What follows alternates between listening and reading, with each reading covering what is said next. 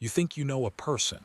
You look across the dinner table for 40 years, you watch them grow from a squalling infant to a suited adult, and you think you know the landscape of their heart. I built an empire on knowing people, on reading the flicker in a man's eye before he even placed a bid. But my own children, my own flesh and blood, I was a blind man, a fool. It wasn't a sudden thing, the coldness.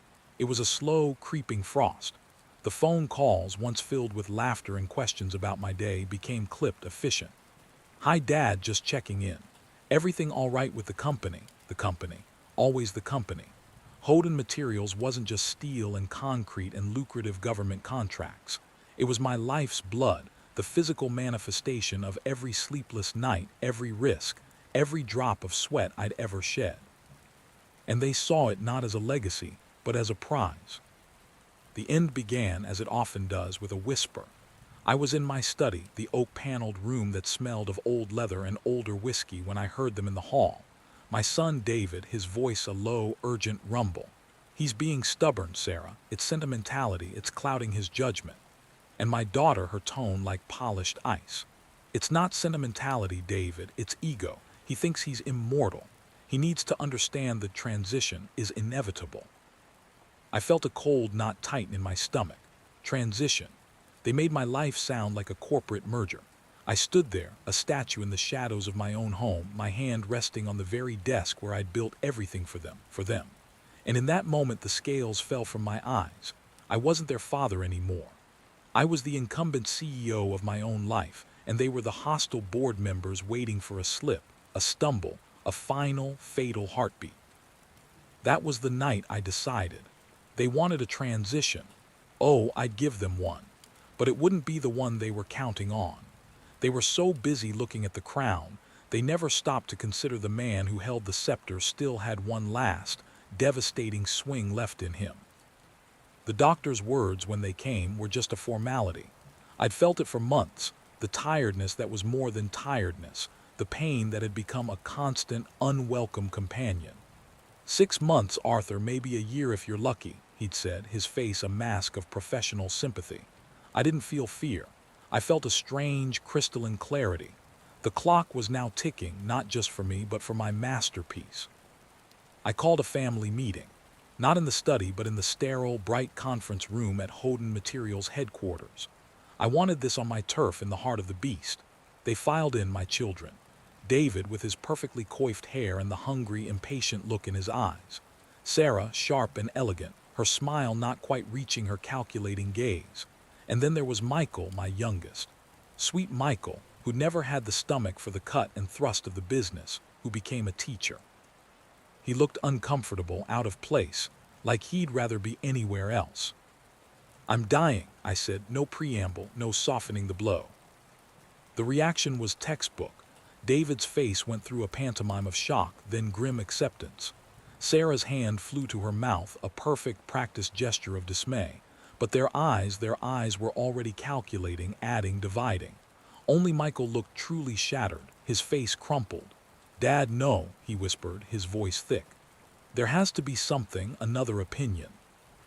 David cut him off, placing a hand on the table, his knuckles white. What's the prognosis? What are the next steps for the company? Stability is paramount, stability. Not how are you, Dad? Not I'm so sorry, stability for the company.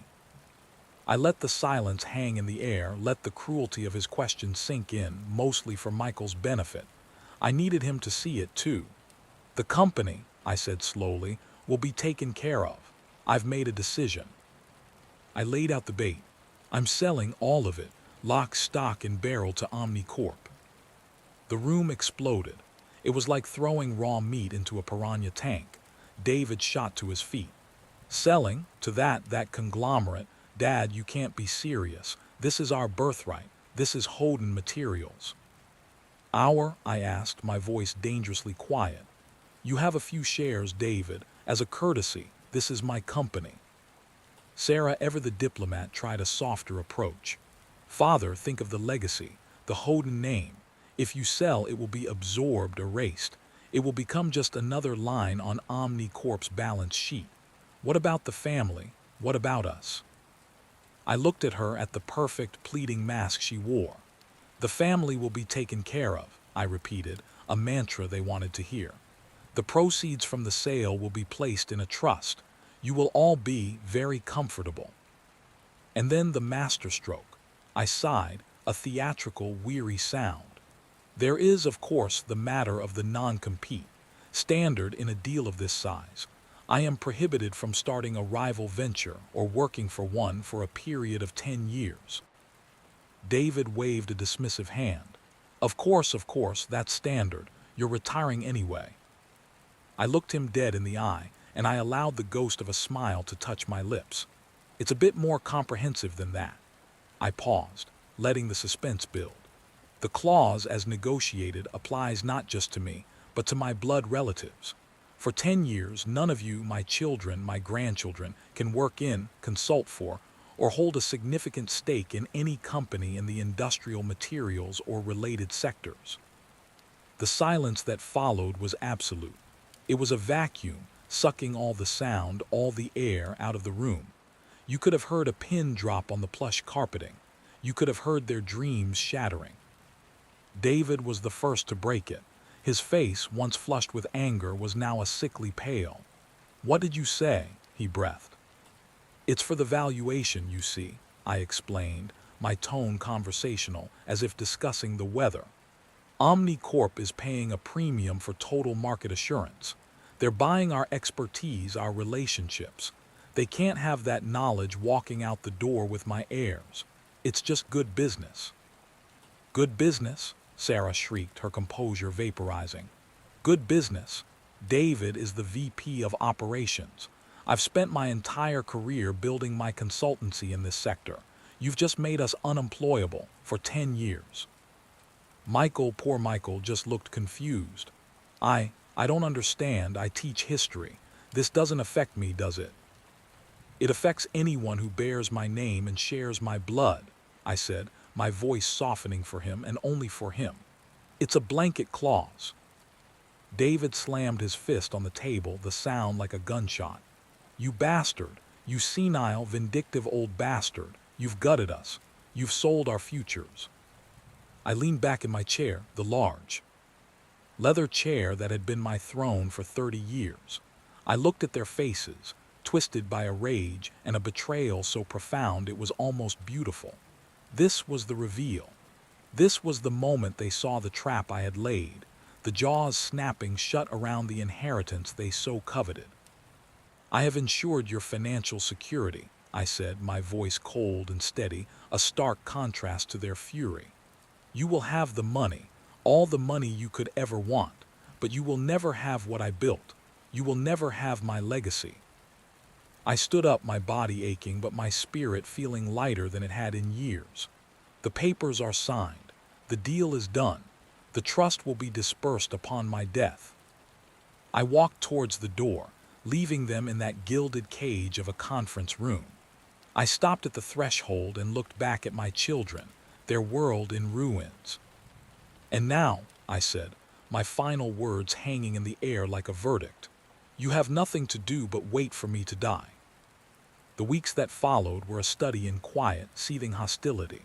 The big house on the hill, once a symbol of our success, became a mausoleum. They moved in, of course, David and Sarah, under the guise of caring for me. But we all knew the truth. They were vultures circling, waiting for the last breath to leave my body so they could finally get their hands on the cash they believed was their salvation. Michael came by often, too, but his presence was different. It was filled with a genuine, heartbreaking sorrow, a desperate attempt to connect with the father he felt was slipping away, a father who had suddenly become a stranger capable of such a ruthless act. I played my part perfectly, the dying old man. I'd let my hand tremble when I lifted a glass of water. I'd spend hours staring out the window, lost in a past they assumed was full of regret. They bought it. They saw what they wanted to see, a broken man, a king who had destroyed his own kingdom in a fit of pique. One afternoon, I was in the sunroom, a blanket over my legs, feigning sleep. David and Sarah were in the adjoining library, their voices not even attempting to be quiet anymore. The trust is ironclad, David was snarling. I had Henderson look at the copies. We get equal shares dispersed in 3 stages over 5 years. No conditions except his death. So we're rich prisoners, Sarah shot back, her voice brittle. What am I supposed to do for 10 years, David? Take up gardening. My clients are already dropping me. The news is all over the industry. I'm toxic. All because of his spite. Spite, David laughed, a harsh, ugly sound. It's more than spite, Sarah. It's insanity. He's burned it all down. For what? Because we were a little impatient. Because we cared about the future of the company he was too frail to run. A little impatient, she echoed, her tone dripping with sarcasm. You were practically measuring the office for new drapes, David. We pushed him. We pushed him too hard and he broke. And he took us down with him. I felt a grim satisfaction settle in my chest. They still didn't understand. They thought this was a reaction, a temper tantrum. They had no idea it was a calculated execution. The real test came with Michael. He found me in the study one evening, actually working. The documents for my true, final project spread across the desk. He looked tired, the weight of the family drama bowing his shoulders. Dad, he began, his voice soft. Can we talk, really talk? I gestured to the chair opposite me. Of course, Michael. He sat fidgeting with his hands. The money, it doesn't matter to me. You know that, but David, Sarah, they're my family. And you've ruined them. Why? Just tell me why. I looked at my son, the only one of them who still had a soul. How much could I tell him? Not everything. Not yet. The walls had ears. Michael, I said, choosing my words with the care of a bomb disposal expert. What does a man leave behind? Is it a company, a pile of money, or is it his principles, his name? Your name is mud now, Dad, he said, a flash of anger in his eyes. People are calling you a monster, a man who crippled his own children on his way out. Let them talk, I said, my voice low.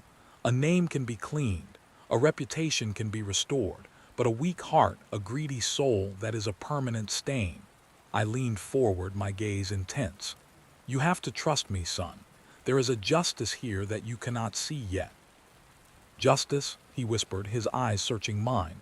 It feels like revenge. I didn't answer. I just looked away out the window at the gathering dusk. The line between justice and revenge, I had come to learn, was often invisible, and I was about to cross it. The phone call came on a Tuesday, a blocked number. I took it in the study, the door locked. The voice on the other end was smooth, professional, and utterly devoid of emotion. It's done, Mr. Houghton. The shell is in place. The accounts are layered. The trail is colder than a Siberian winter. A slow smile spread across my face. And the other matter, the one we discussed. The trigger is set. The moment your death is registered with the county, the first wave of documents will be released to the press and the relevant regulatory bodies. The second wave is timed with the first trust disbursement to your heirs. I closed my eyes, savoring the moment. This was it, the final piece of the puzzle. While my children were counting their future millions, I had been quietly building a weapon of mass destruction aimed squarely at the people I had just sold my company to. Omnicorp. They thought they were so clever, exploiting a dying man's sentimentality to acquire a prime asset at a bargain price. They had no idea they were buying a Trojan horse, a company whose ledgers were about to become the most explosive story in corporate America. I was draining the Houghton name from the company, yes, but I was also going to salt the earth behind me, ensuring that Omnicorp would reap nothing but scandal, investigations, and financial ruin from their prize. My children would get their blood money, clean and untouchable, siphoned from the very company that now bound them, and they would watch as the industry they were banned from was convulsed by a cataclysm of my making. It was poetic, it was perfect.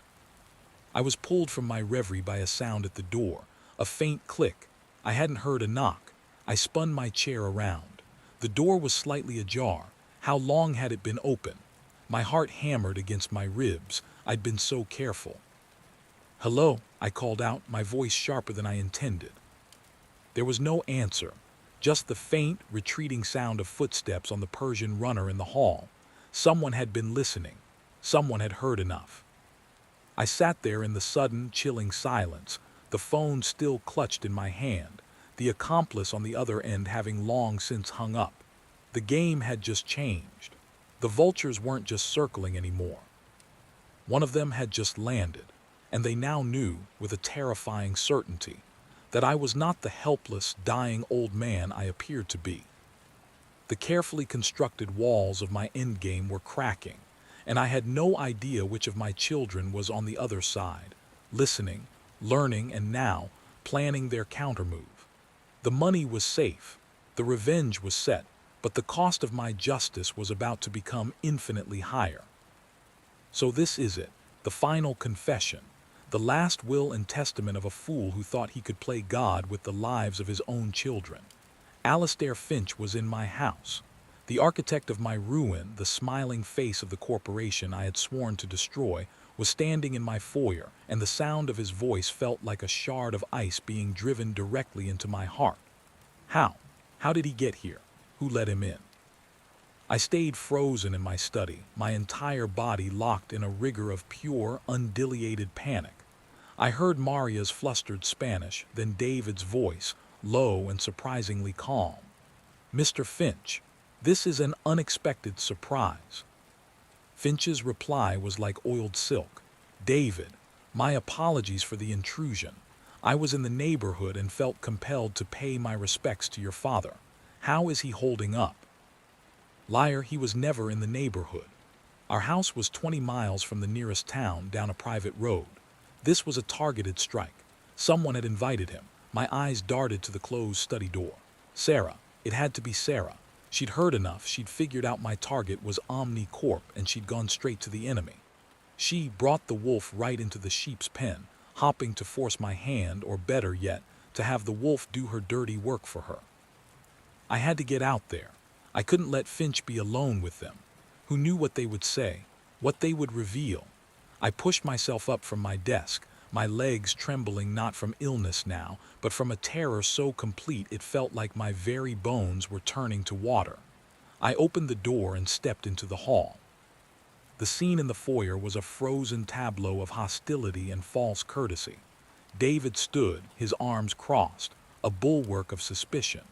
Sarah was poised near the staircase, her expression unreadable, but I saw the flicker of satisfaction in her eyes when she saw me. She'd wanted me to know she'd done this. And there, in the center of my home, was Alastair Finch. He was a tall man, impeccably dressed in a suit that probably cost more than Maria's annual salary. His silver hair perfectly coiffed, a look of practiced sympathy on his face that didn't reach his cold, calculating eyes. "Arthur," he said, spreading his hands in a gesture of benevolent concern, "I hope you'll forgive the imposition. I just had to see you, to look a legend in the eye one last time." The condescension in his voice was a physical slap. I felt my hands curl into fists at my sides. "Alastair," I managed, my voice a dry rasp, "you have a strange definition of the neighborhood." He gave a light, airy laugh, a sound that set my teeth on edge. Always the sharp one. I can see the fire is still there. He took a step closer, his gaze sweeping over me, taking in my pallor, my slight stoop, cataloging my weakness. "I'm here on a matter of mutual concern."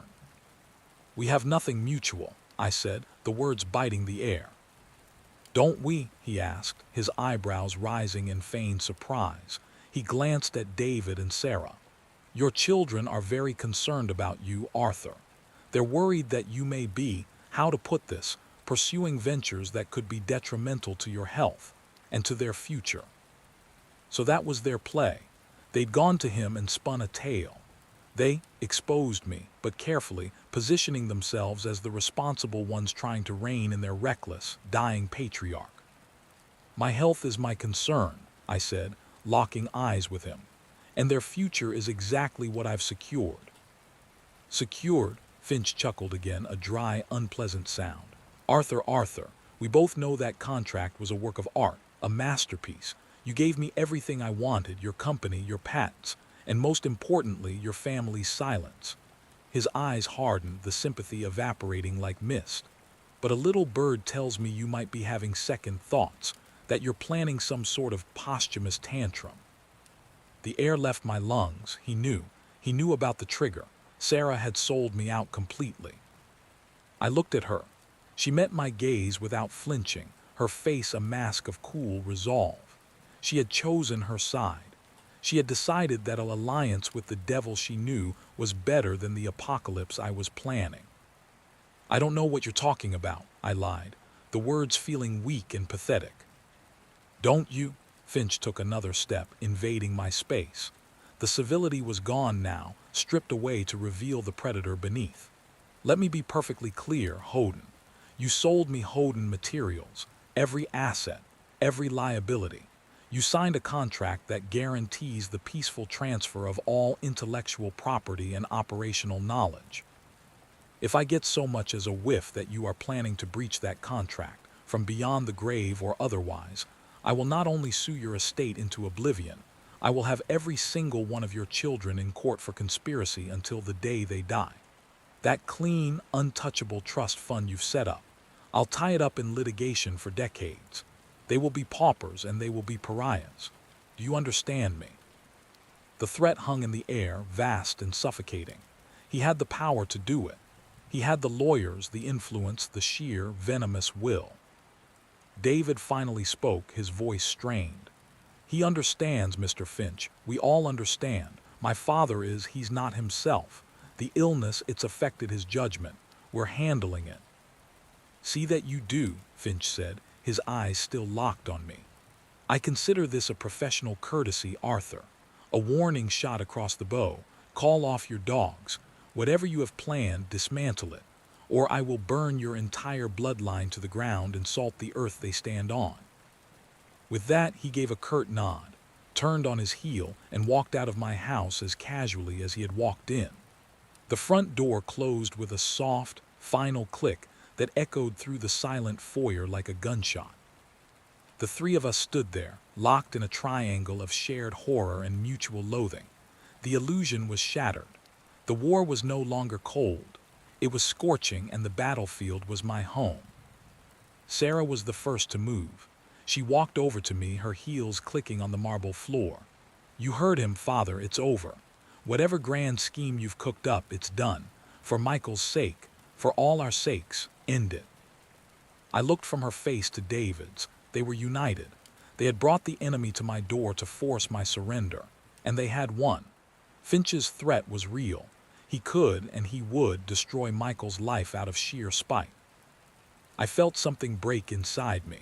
Not my will, not my anger.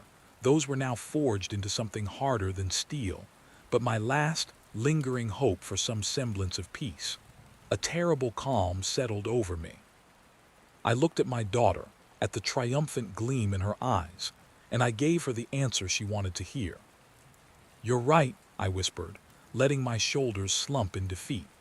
I let the mask of the broken old man fall back into place, but this time, it was a deliberate disguise. It's over. I'll make the call, I'll call it off. The relief on their faces was instantaneous, palpable. They had beaten me. They had saved their precious future. But they were wrong, so terribly, terribly wrong. They had just ensured I would pull the trigger. What is a man's legacy? Is it the love he leaves behind? I had squandered that. Is it the money? That was just a tool, a weapon. For me, in that moment, my legacy became my final, absolute truth. I would not be remembered as a loving father. I would be remembered as the man who told the world the truth, no matter the cost. Their betrayal was now complete. They had sided with Finch. They had threatened Michael to control me. There was no going back. The moment Finch left, a strange hyper-clarity descended upon me. The fear was gone. The doubt was gone. All that was left was the cold, hard machinery of execution. I played my part perfectly. I retired to my room, claiming exhaustion from the confrontation. I was the defeated lion, licking his wounds. I could almost feel their satisfaction radiating through the house. They thought they had won. Later that night, when the house was silent and dark, I moved. I didn't go to my study. That was the first place they would look. I went to the one place in the house that was truly solely mine, a small hidden closet in the back of my walk-in wardrobe behind a false wall where I kept my late wife's things. Eleanor. She would have been horrified by all of this. She would have found a better way. But she was gone and I was here, a bitter old man with a bitter old plan. Inside, amidst her old dresses that still carried the faintest ghost of her perfume, was a safe. Not a digital one, but an old, dial-operated mechanical safe, impervious to power outages or digital snooping. My hands, now steady as a surgeon's, spun the combination. The click of the lock releasing was the most satisfying sound I had heard in years. Inside was a sealed, rugged satellite phone. The only way to communicate with my contact that was utterly untraceable by any means my children or Finch could employ. I powered it on, the screen casting a faint, greenish glow on my face in the darkness. I pressed the single programmed number. It rang once, twice. "Status," the voice answered, same as before, devoid of emotion. "The situation has escalated," I said, my voice low but clear. "The primary threat has been identified and has made direct contact. The secondary assets have been compromised and are now hostile." A pause on the other end. "Understood. Do you wish to abort?" This was it, the moment of choice. David's pleading face flashed in my mind. Sarah's cold ultimatum. Michael's innocent, trusting eyes. And Alastair Finch's smug, triumphant smile. I saw it all, a kaleidoscope of failure and betrayal. I took a breath, the last breath of the man I used to be. "No," I said, the word final and absolute. "Do not abort, amplify." Another pause, longer this time. "Confirm instruction, amplify." "I want it louder," I said, a fierce, grim joy beginning to burn in my chest, cauterizing the wound of my children's betrayal. "I want the first wave to include the internal memos, the ones detailing their plans for the layoffs. I want the second wave to include the environmental reports they buried. I want it all. I want the world to see the rot I sold them. I want it to burn so bright they'll see it from space." "The legal exposure for your heirs will be significant," the voice stated, a simple fact. "They've chosen their side," I replied, my voice cracking with a pain I could no longer contain. "They stand with the enemy. Let them share his fate. The trigger remains. Execute on my death, all of it." Acknowledged, the symphony is composed. The conductor has but to fall. I ended the call and powered down the phone.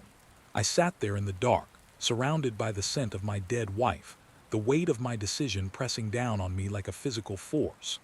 I had just signed the death warrant for my company's reputation, for Alastair Finch's career, and potentially for my children's freedom.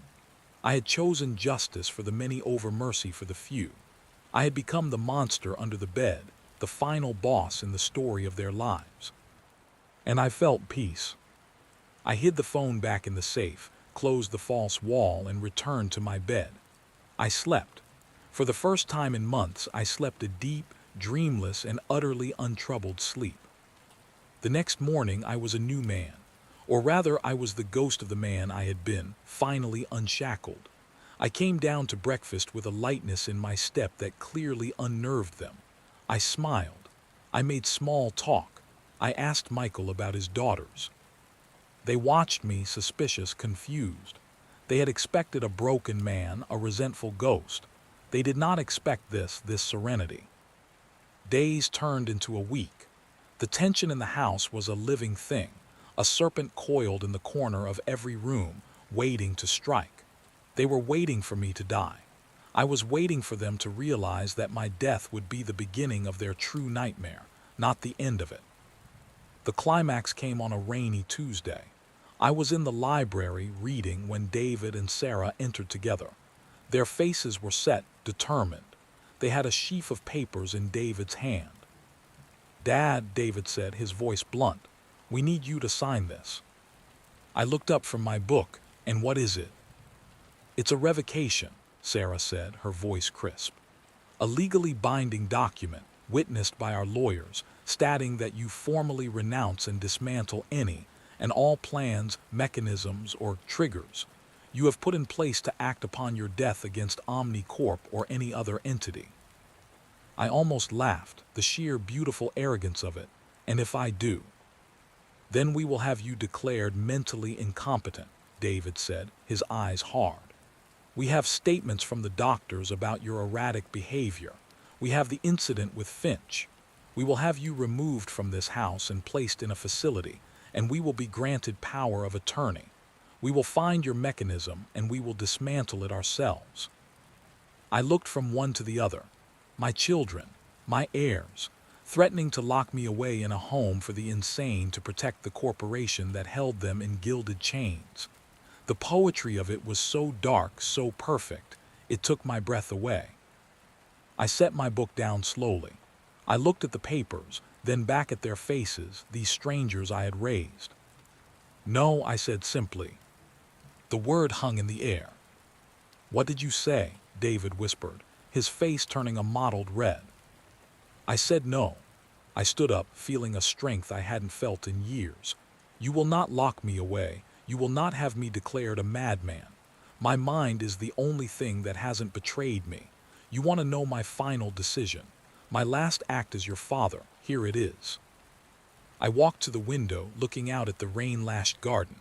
I am not a fool. I knew you would try something like this.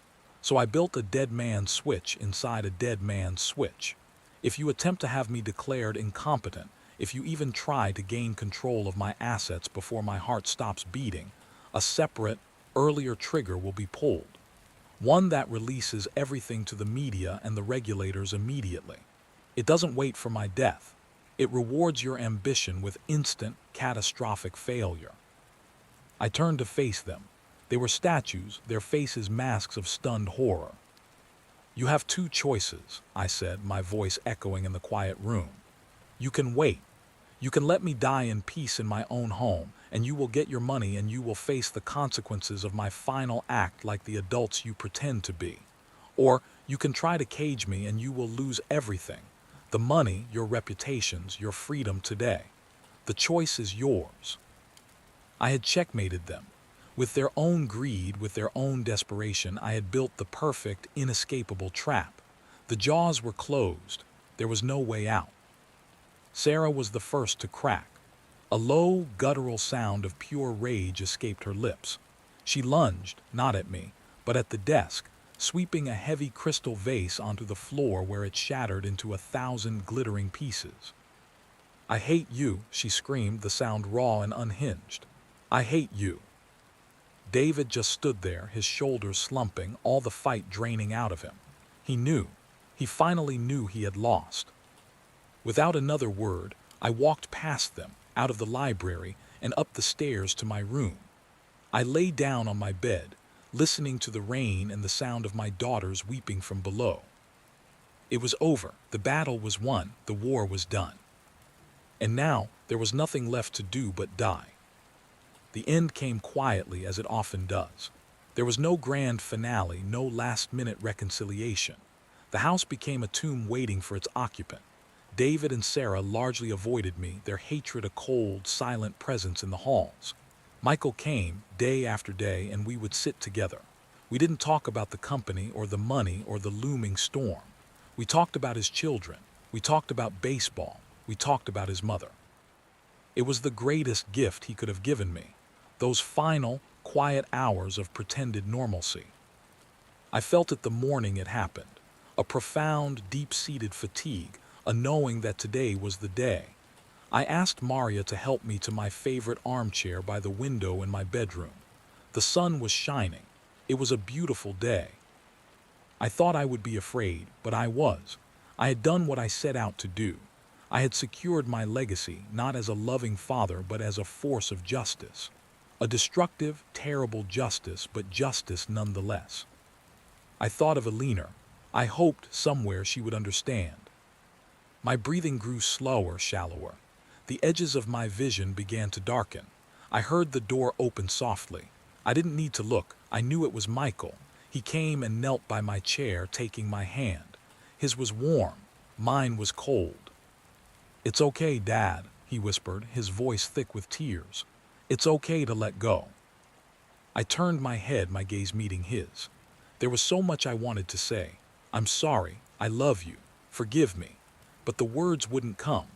All I could do was look into his eyes, the eyes of my only true son, and try to pour every ounce of my regret and my love into that final, silent look. I felt a final, rattling breath leave my body. The light in the room seemed to brighten, then swiftly fade. And as the darkness took me, my final thought was not of my children, or my company, or my revenge. It was of the trigger. The beautiful, terrible, world-shattering trigger. And I smiled. You ever feel the air change in a room? Not a temperature change, but a shift in the current. One moment it's just space, and the next it's charged, dangerous, like the seconds before a lightning strike. That's what it was like, sitting there after I heard that click at the door. The plan, my beautiful, intricate, devastating plan, suddenly felt exposed. Naked. I was no longer the puppet master hidden in the wings. A spotlight had just swung onto the stage, and I was standing right in the center of it. I stayed frozen in my chair for a full 5 minutes, listening to the silence. It was a different silence than before. This one was pregnant with threat. Who was it? David, with his brute force ambition. He'd confront me head-on, all thunder and bluster. Sarah, with her surgical intellect. She'd dissect the information, find the leverage. Or Michael, sweet, wounded Michael. The thought of it being him, the one I was trying to protect, felt like a physical blow. The not knowing was a special kind of torture. I had to act normal. I had to be the feeble old man. So I did the only thing I could. I called for Maria, the housekeeper, my voice deliberately shaky. "Maria, could you help me to my room? I'm feeling very tired."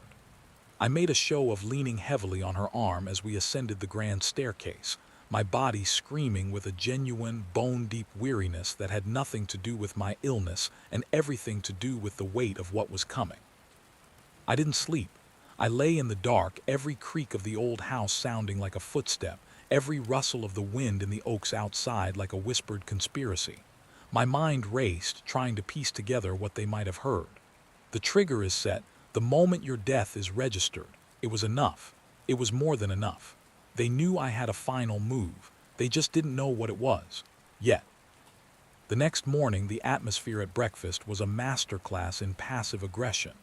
The air was so thick with unspoken words you could have cut it with a knife. David was shoveling eggs into his mouth, his movements jerky and angry. He wouldn't meet my eyes. Sarah was a statue, sipping her tea, her gaze fixed on some point in the middle distance. She was the picture of calm, but I saw the white-knuckled grip she had on her cup. Michael was just sad. He pushed his food around his plate, his shoulders slumped. It was Sarah who broke the silence. Her voice was casual, too casual, like she was commenting on the weather. "You were on the phone late last night, Father. I hope it wasn't bad news from the doctors." There it was, the first probe. I kept my eyes on my toast, carefully spreading a layer of marmalade. My hand, for once, didn't need to fake a tremor. No, I murmured. "Just an old friend checking in." "An old friend," David repeated, his voice a low growl. He finally looked at me, and the hatred in his eyes was a palpable force. "You don't have any old friends, Dad. You have rivals, acquisitions, and subordinates. Which one was it?" I felt a cold fury rise in my chest. This was my house, my table. "I'm still entitled to a private conversation, David," I said, my tone dropping, losing its frail affectation for a split second. "Or have you started tapping my lines along with counting my breaths?" Michael flinched. "Can we not for one morning? Can we just not?" Sarah ignored him, her eyes still on me, sharp and analytical. "It's just that you seemed animated, for a man who is so very tired." She let the words hang there, each one a carefully placed needle. It gave me hope, actually, that perhaps you still have some fight left in you. I knew what she was doing. She was baiting me, trying to get me to slip up to confirm her suspicions. I went back to my performance. I let my shoulders slump. I let a sigh rattle through my frame. "The fight is all gone, Sarah. All that's left is the waiting. It's a terrible thing, waiting. I looked at each of them in turn. But I suppose you all know something about that, don't you? I saw David's jaw tighten. Sarah's mask of calm cracked for a microsecond, revealing the fury beneath. I had turned it back on them. I stood up, leaning heavily on the table. I'm going to lie down. The excitement of breakfast has worn me out.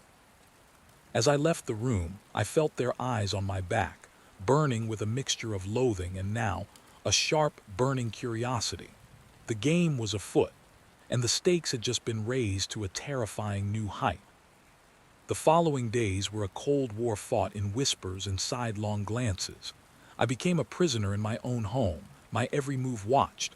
I'd catch Sarah casually walking past my study door. David had taken to working from home, his presence a constant, hulking reminder of their surveillance. I had to get a message out.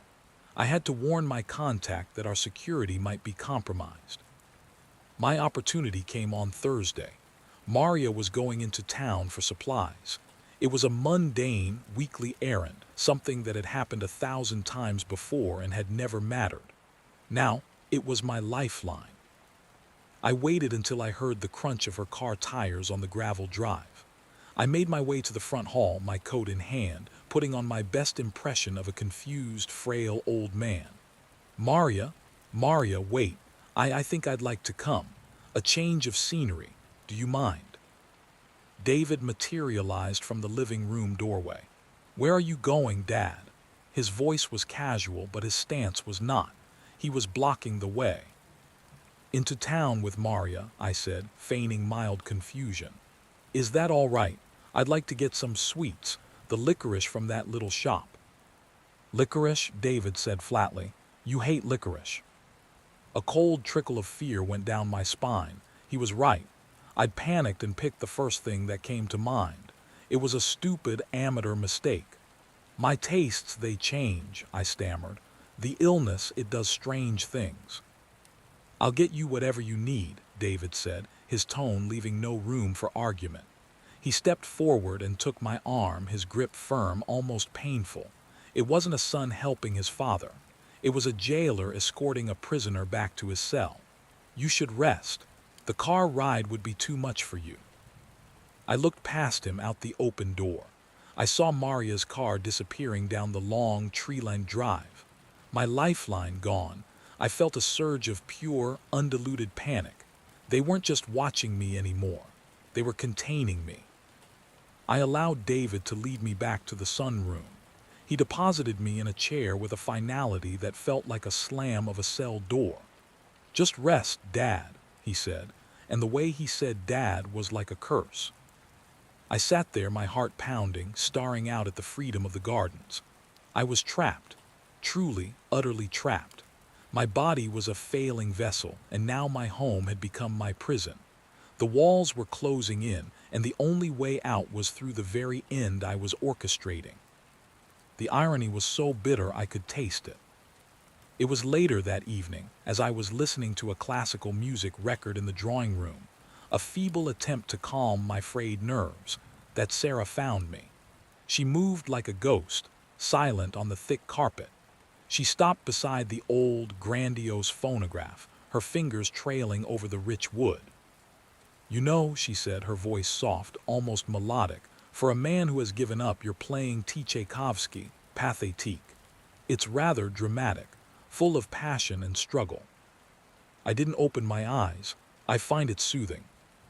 Do you? She asked. I could feel her gaze on me. I always found it to be a symphony about fate, about a tragic, inevitable end. The final movement, it's just so resigned. It just gives up and dies. She paused. Is that how you feel, Father, resigned? I kept my breathing even. I am realistic, Sarah. Are you? She came closer. I could smell her perfume, something expensive and cold. See, that's what I can't quite square. The man on the phone, the one who was animated, and the man who is now resigned. They feel like two different people. She leaned down, her lips close to my ear, her whisper of venomous silk. I heard you, Dad. I heard what you said. The trigger is set. My blood ran cold, so it was her. Of course it was her.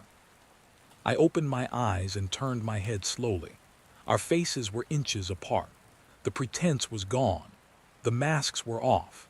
Here, in the dim light of the drawing room with the tragic Russian music swelling around us, it was just the two of us, hunter and hunted. "What trigger, Father?" she whispered, her eyes drilling into mine. "What happens when you die?" I held her gaze, the decades of paternal authority rising to the surface one last time. "You'll find out," I said, my voice low and steady.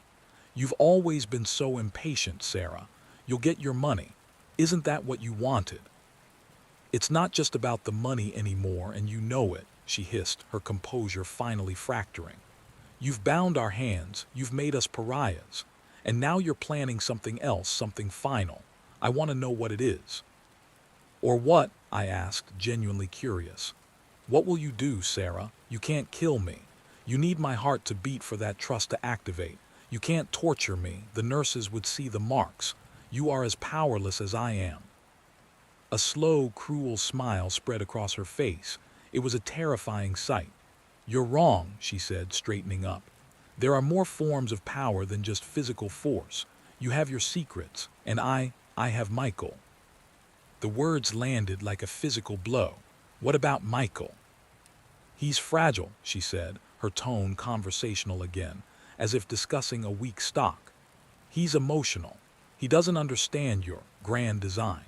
He still thinks there's a heart of gold buried under all this spite. What do you think would happen to him if he found out you were planning to destroy OmniCorp? If he realized that his father, the man he's desperately trying to reconcile with, is not just punishing us, but is planning an act of corporate terrorism that could land his entire family in legal jeopardy? He has a family, Dad, a wife, 2 little girls. What happens to them when the FBI comes knocking, looking into the Hoden family conspiracy?" I felt the world tilt. In my single-minded pursuit of justice and revenge, I had compartmentalized Michael. I had placed him in a safe little box marked innocent. I'd been so careful with the money, ensuring it was clean, untouchable. But Sarah was right. The fallout from what I had planned for OmniCorp would be nuclear. The investigations would be fierce, all-encompassing. They would look at David, they would look at Sarah, and they would most certainly look at Michael. Suspicion was a stain that spread. My son, the history teacher, would be dragged through the mud. His life, his family, would be torn apart. Sarah saw the dawning horror in my eyes. She had me. She had found the chink in my armor, the one true, unprotected vulnerability. "So," she said, picking a piece of invisible lint from her sleeve. "Here, what's going to happen. You are going to tell me everything. The plan, the contacts, the trigger. And then you and I are going to decide how we proceed. Because it's not just your legacy on the line now, is it, Father? It's Michael's future. His children's future." She walked over to the phonograph and lifted the needle, cutting Tchaikovsky off mid-crescendo. The sudden silence was deafening, more terrifying than any music could ever be.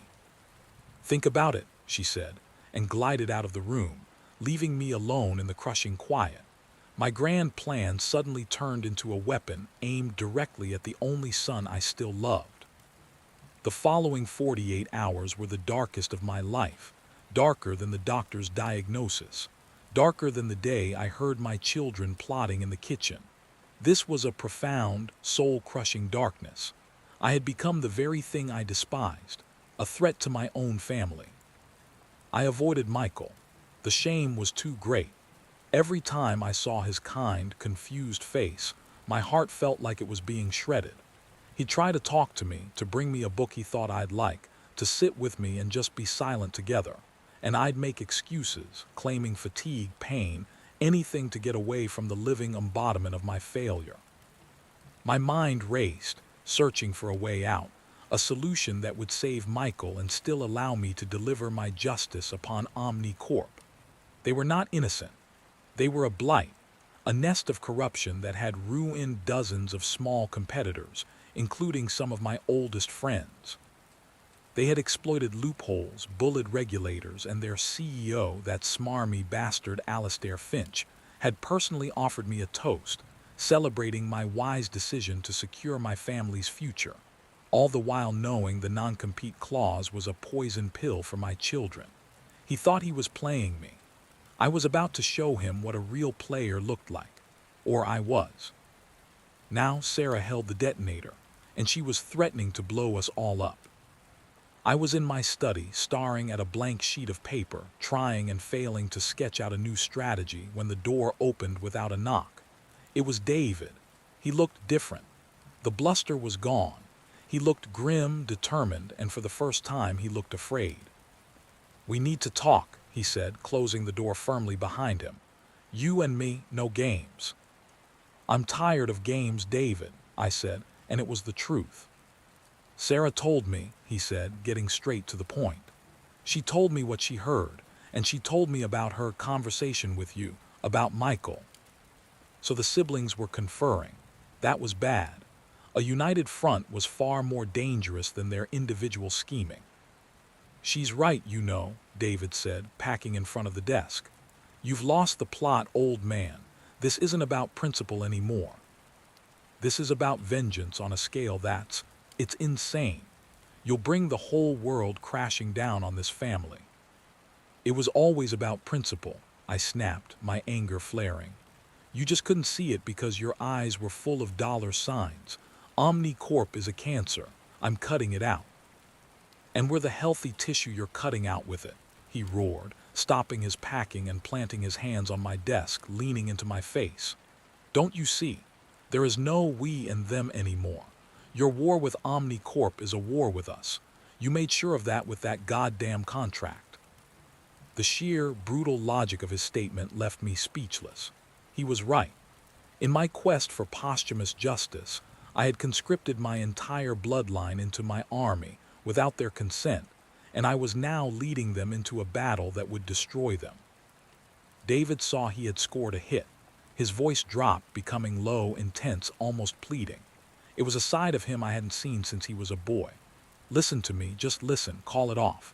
Whatever this trigger is, call it off. We get the money, we figure it out. We wait the 10 years, it's a long time, but it's not a life sentence. We can do other things. We can start over, but if you pull this trigger, there is no coming back. For any of us." He was offering a truce, a surrender on my part for the sake of the family. It was what a real father would do. It was what a good man would do. I looked at my son, and for a fleeting moment, I saw the boy who used to follow me around the factory, his eyes wide with wonder at the machinery. I felt a pang of something so sharp it was like a knife to the gut. Regret. But then I thought of Alastair Finch's smug face. I thought of the countless small businesses he'd crushed. I thought of the absolute, unmitigated greed that had driven my children to see me as a ledger entry. The fire of my righteous anger, banked for a moment by David's unexpected vulnerability, roared back to life. "I can't," I whispered. David's face hardened. The moment of connection shattered. Ka or woe. "It's too late," I said, which was a lie. The second trigger call could stop it, but I was in too deep. The need for justice, for one last great act of defiance, was a drug in my veins. David straightened up, all the emotion drained from his face, replaced by a cold, terrifying resolve. "Then you leave me no choice." "What does that mean, David?" "It means I'm not going to let you destroy this family," he said, his voice flat and dead. "If you won't be a father, then I'll have to be the head of this family, and I will do whatever it takes to protect it." He turned and walked out, leaving me more alone and more terrified than I had ever been in my entire life. His words weren't a threat of violence. They were something worse. They were a promise of a countermove I couldn't yet foresee. The pressure was building from all sides. Sarah with her intellectual blackmail, David with his grim determination, Michael, the unwitting pawn, and me, the dying king, my kingdom in revolt, my final command about to be overturned. I had to make a choice, the greatest choice of my life. Do I sacrifice my vengeance, my principle, to save my son from a hell of my own making? Or do I press on and risk becoming the monster my children already believed me to be, potentially destroying the one innocent soul caught in the crossfire? I buried my face in my hands. The weight was unbearable. I was crumbling from the inside out. And then a new sound pierced the silence of the house. The doorbell. It was followed by the sound of the front door opening, and a voice I recognized, a voice I had hoped never to hear again within these walls. It was the smooth, unctuous, and unmistakable voice of Alastair Finch, the CEO of Omni Corp. My blood went from cold to frozen solid. What in God's name was he doing here? How did he get past the gate? The world seemed to shrink, the walls of my study feeling like they were pressing in, suffocating me. The game was no longer just a family affair. The enemy had just walked right into my home.